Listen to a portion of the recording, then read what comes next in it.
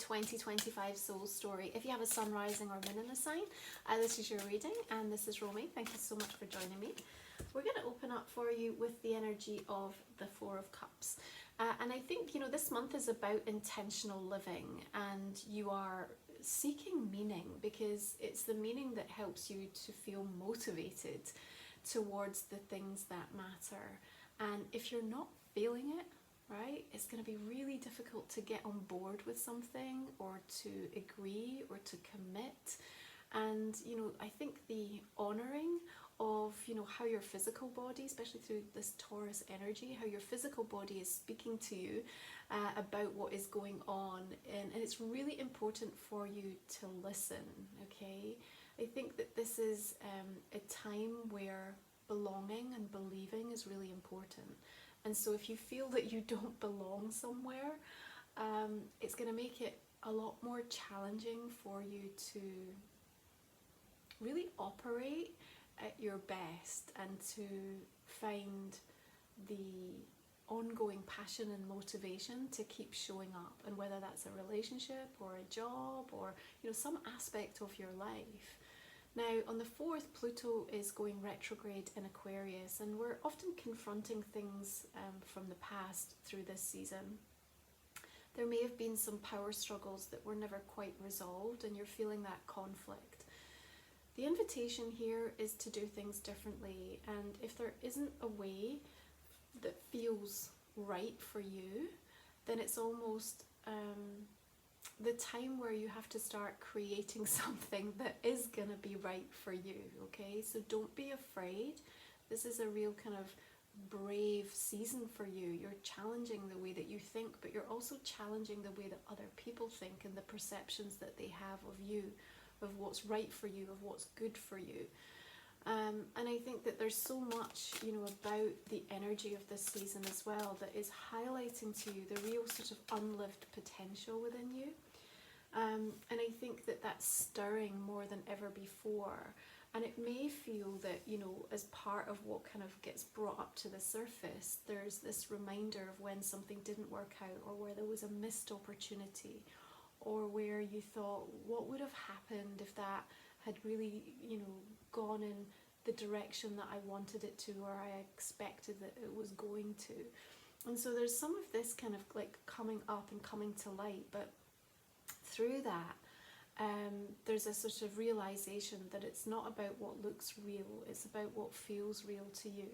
And in this kind of reshaping of the vision, this reshaping of your life, which is absolutely underway. I mean, you'll be feeling, right, that you're kind of straddling two different lives these days, and that time is not what it used to be, okay? Our whole sort of perception of linear time is kind of going out the window at the moment, have you noticed? So, you know, there is this sense of needing to fully anchor and lock into what the new pathway looks like, what the new journey is going to be for you. And so it's inevitable that some of these things have to be acknowledged and accepted. So I think that the questions that you're asking yourself, particularly in the build up to that full moon in Scorpio on the 12th, is, you know, what makes me feel alive? Because comfort is not going to get you there. It's courage. And so therefore you're having to lean into something that feels like, I just don't know if it's possible, I don't know if I'm ready, I don't know if it's something that, you know, is even feasible for me anymore. And, you know, it might just feel at times that it's a bit of a wing and a prayer, but that at least holds the anticipation, the possibility, and actually I'm going to say the excitement. If you choose to turn away from it, then there's almost an apathy and a sort of banality that kind of sets in, that's going to make it really difficult for you to keep showing up in ways that inspire and motivate you. Now, that's not where I think you are heading, because the Chariot comes in and it says, in spite of some of the conflicted emotions and energies that you're tapped into, May is actually super powerful in terms of being very driven and dynamic, and for real tangible experiences to manifest in incredibly profound ways, right? But the thing is, what it's asking of us is that we need to resolve things, and we need to do it in the right way for ourselves in order to clear the way. So something going on at the beginning of the month and the build up to that moon, but the moon energy kind of clears it as well. Now there is a sort of tense aspect with Mercury and Pluto, but it makes almost what you want even more compelling, even more enticing, even more sort of almost holding this mystery and this like, well, what would it be like? What would it mean? How could it be? And I think that curiosity and that need, that sort of inner drive is the thing that's going to help you to harness how that full moon is showing up, and really help you to release and let go of the reasons and the justifications that you've given over and over again as to why you can't have something or why your life can't be lived in a certain way. Now you have success and an outcome here with the Chariot that is about moving forward and clear progress. This is a month of breakthroughs, right? 3 dates I want you to look out for: the 17th, the 24th, the 29th. Sun and Uranus come together on the 17th. Now there's going to be unexpected ways that progress unfolds, okay? So I want you to pay attention to how that happens. And in the meantime, don't keep overriding your needs, okay? Because that's almost the gateway to understanding this. Remember, the physical body is talking to you powerfully through Taurus season. We are setting seeds of intention that are the garden that we want to blossom and to grow into everything that we desire. And so, you know, your body is telling the story that maybe your words have been unable to, all right? So as we come around to that energy following the full moon and we've got this sort of breakthrough conversation happening, it's like, okay, what are you going to do with this? And you may absolutely feel through the month of May that, you know, you've got enough, but it's not enough. You know, it's just like, well, I've got something, but, you know, this is not going to get me there, or this is not everything I needed to hear, or whatever it is. So you'll be maybe feeling like a little bit frustrated in that, and maybe there are some plans that need to get a little bit adapted. Okay, we're in third house energy, which is like short-term tactics, right? And I think that, you know, if you can open your mind to that, what you're going to find is that there is a short-term remedy, and this is not something that you're going to have to sign up or commit to for the long haul. Far from it. It's just something to get you from A to B, right? It's just something that in the interim is going to work, and it's going to help to fund or to facilitate or to, you know, get you over the line, or to, you know, put a bit of a band-aid on a situation. Yes, is that, you know, not always ideal? I would agree, but in this instance I feel like the short term can actually be super supportive, because it just gives you a little breathing space, gives you a little bit more time and the opportunity to kind of work on something to make it more in alignment with what it is that you really want. Not what you think you want, or what you know, think other people want for you, but what you really want.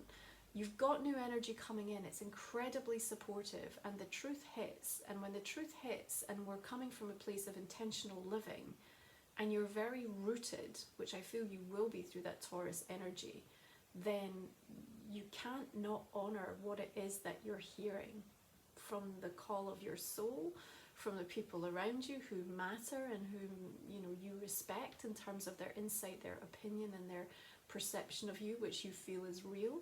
So that information comes together in a way that's incredibly powerful for you. And as we shift into Gemini season from the 20th, and we're entering into that fourth house, again, we're back to this energy of belonging.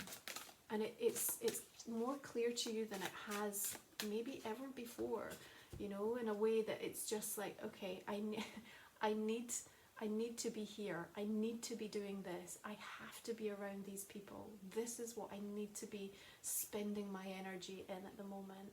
Because all of these aces, you know, remember, like, it's almost this, like, if you haven't let go of what you need to let go of, and then all the new energy is coming in, it can feel quite overwhelming.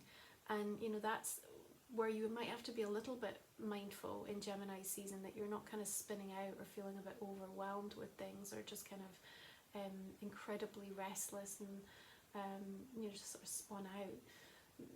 It's a reminder that perhaps there's something that you're holding on to. Like I said, it's not comfort that's going to get you to where you want to be. It's courage. It's the courage to listen and then act upon it. Now, what we can also see here is that the roots are very deep. And so again, in that fourth house energy, as you contemplate and you're thinking about relationships, you know, with your family, your soul family. Perhaps there's a deep desire to want to go further into ancestral energy. Maybe there's some clearance around you know, what needs to be healed in order to help facilitate this new path and this new journey. There may be some things that are still holding you back, ghosts from the past, karmic energy. I think that's going to be very much on your mind as you move through the end of May. But I also think that you're being shown the solutions and the way to approach and to navigate this, okay? I also feel that there's important connections, if you like, who feel like family, right? Not necessarily blood family, but they feel like family.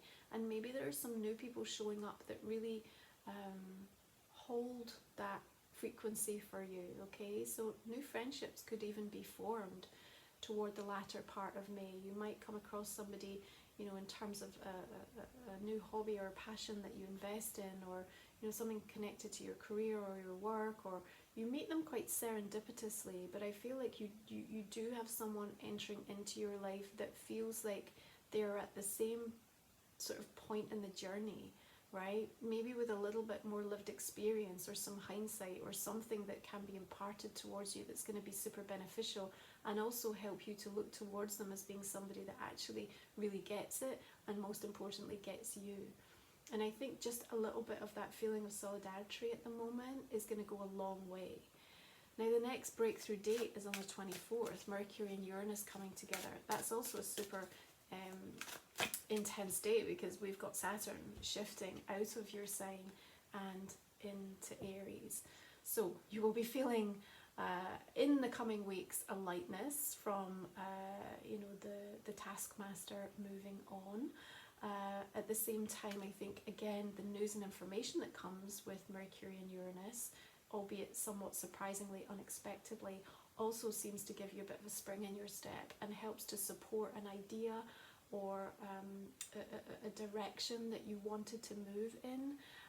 And then now there's this sense of like, okay, we're doing this. I mean, look, the Chariot, the Eight of Wands, it's kind of like we're on our way, right? We're just on our way. There might also be some trips that get planned, right? Third house energy with Taurus season. Again, like I said, short term, so maybe some short travel plans that come to light that actually are supportive, either because you need the rest, this rooted energy in order to become your full radiant self, or that there's something deeply valuable and you can actually see the potential.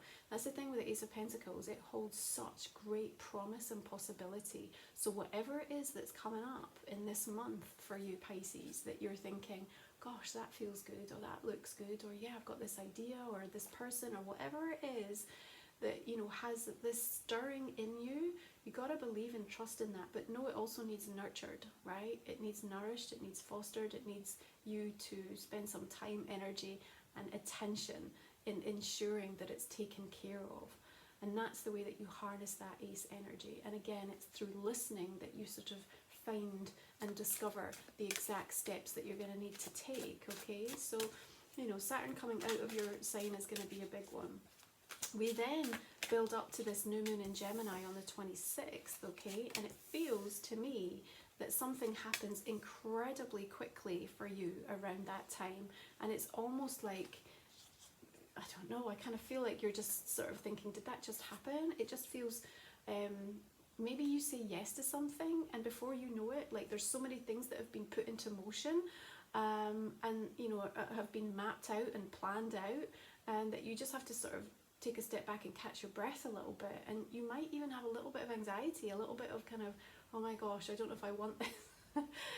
Is this really, you know, what I asked for, or is this really the thing that's going to be the answer for me? But honestly, I think there's something quite compelling about how quickly the universe brings something to order the minute that you kind of give yourself permission and that you actually take the step onto that new pathway, okay? And then that builds up to this final breakthrough date of the 29th with the Sun and Mercury. It's aha moments, look at it like that. And they might come in a way that blindsides you a little bit, that feels initially a bit destabilizing, but at the same time, you know the truth by the way it feels. And that's the thing, okay? You can't go back to less, okay, because you're doubting that better can't come. You can't do it.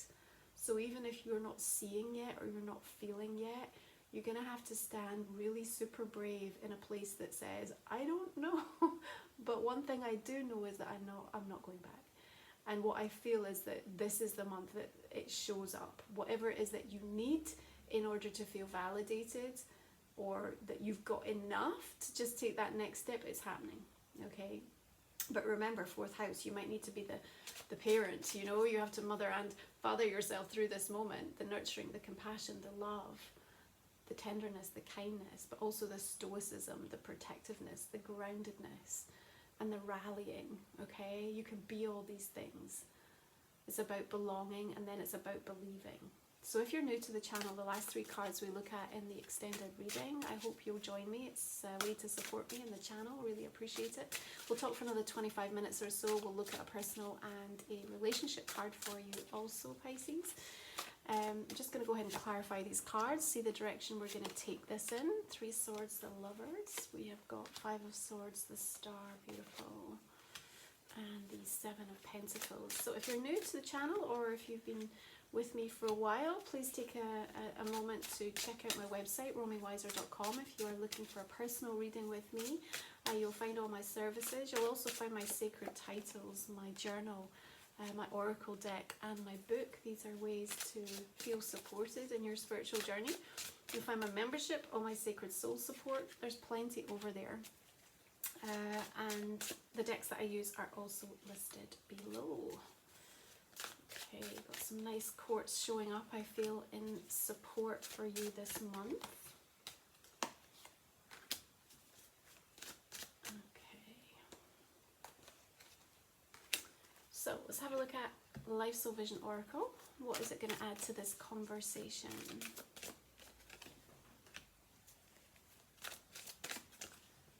You don't need to do more this month, Pisces, is what comes through here as well, okay? Don't get caught up in that. And I feel like it honestly comes from a place of just sort of being in this total in-between with something. And maybe it's just a little bit of doubt, or just that wobble, that slight wobble that comes, that just don't entertain it. Okay. I love that spirit horse coming in alongside the Chariot.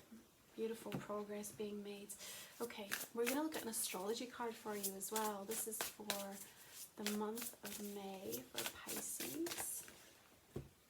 You have Uranus, so pay attention to the 17th and also the 24th, where it will be coming into conversation with the Sun and Mercury on these breakthrough days. That's going to be important for you. Thank you for being here. I hope you'll join me. Have a great month ahead. I will see you again next time.